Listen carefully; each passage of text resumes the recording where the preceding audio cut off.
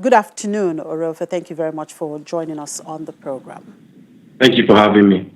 So what is responsible for the sharp fall in Nigeria's leather output despite its potentials in hides and skin? So leather is a byproduct of hides and skins, which is used to produce things like bags, shoes, belts, and other clothing accessories. The production of these resources is mostly done in the northern part of Nigeria. This part of Nigeria is plagued with a level of insecurity that has led to the destruction of wildlife and the death of farmers. As a result, this has led to the drop in output of the leather industry. Some other factors that have played a part in the drop in the output for the leather industry include unfavorable government policies, the low support from the government, the use of mundane and old methods of production, the low level of skill, as many are unaware of the growing potential of the leather industry, the drop in quality of hides and skins as there is poor husbandry, animal husbandry and healthcare, the degradation of the local value chain due to majority of the locally produced leather products being exported instead of used to satisfy the domestic market, and the high consumption of hides and skins for food, as many of these producers and suppliers gain from the food market more than the tanning industry.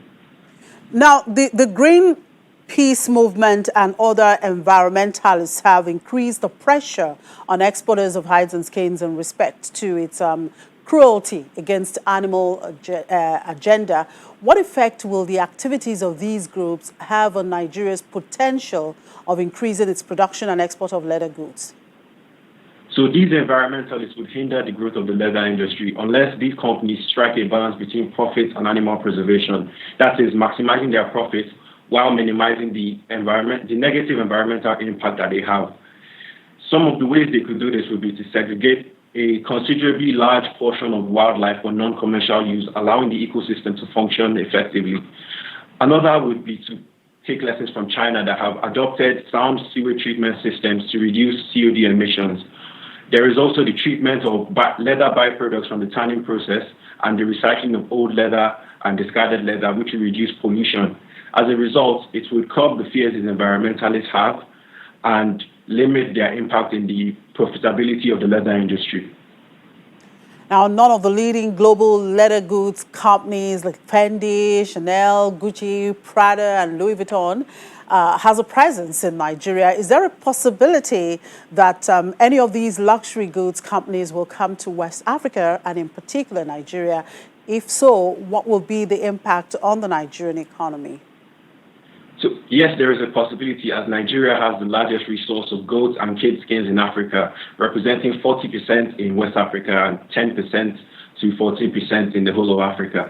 However, the challenges, like I listed before, would hinder these companies from setting up in Nigeria unless solutions are provided, like increased access to credit facilities, modern technology, increased government support, implementing policies that are specifically targeted at the growth of this sector, increased training for labor in the leather industry.